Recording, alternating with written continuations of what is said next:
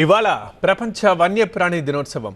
వన్యప్రాణుల్ని కాపాడాలంటూ ప్రభుత్వాలు పిలుపునిస్తున్నాయి. అయితే ప్రధాని మోదీ మాత్రం ఒక అడుగు ముందుకేసి అభయారణ్యంలోనే పర్యటిస్తున్నారు. ప్రస్తుతం గుజరాత్లోని గిర్ వన్యప్రాణి అభయారణ్యంలో ప్రధాని మోదీ పర్యటిస్తున్నారు. ప్రపంచ వన్యప్రాణి దినోత్సవం రోజు మోదీ లయన్ సఫారీ చేపట్టారు. కెమెరా పట్టుకొని అడవంతా కలియదిరిగారు ప్రధాని.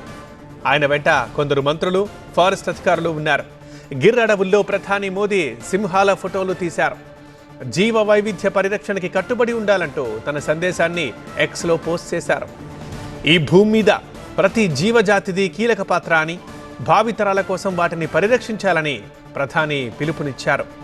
వన్యప్రాణుల పరిరక్షణ అవసరాన్ని చాటి చెబుతూ ఒక వీడియోని కూడా పోస్ట్ చేశారు ప్రధాని మోదీ.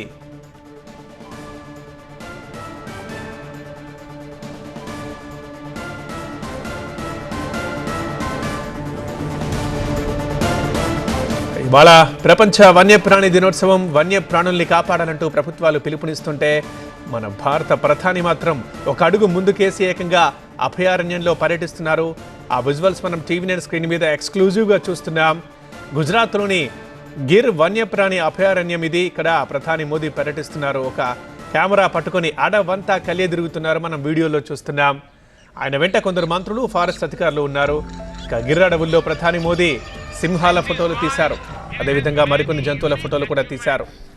జీవ వైవిధ్య పరిరక్షణ అనేది ప్రధానమని, దానికోసం కట్టుబడి ఉండాలని తన సందేశాన్ని ఎక్స్లో పోస్ట్ చేశారు మోదీ. ఈ భూమి మీద ప్రతి జీవజాతిది ఒక కీలక పాత్ర అని, భావితరాల కోసం వాటిని పరిరక్షించాలని ప్రధాని పిలుపునిచ్చారు. వన్యప్రాణుల పరిరక్షణ అవసరాన్ని చాటి చెబుతూ పోస్ట్ చేయడంలో ఒక పోస్ట్లో మాటలే కాదు, ఒక వీడియోను కూడా ప్రధాని మోదీ పోస్ట్ చేశారు.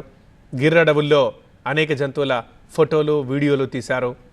సో టీవీ9 స్క్రీన్ మీద మనం ఎక్స్క్లూజివ్గా చూస్తున్నాం. This is why it has many unique achievements in wildlife conservation.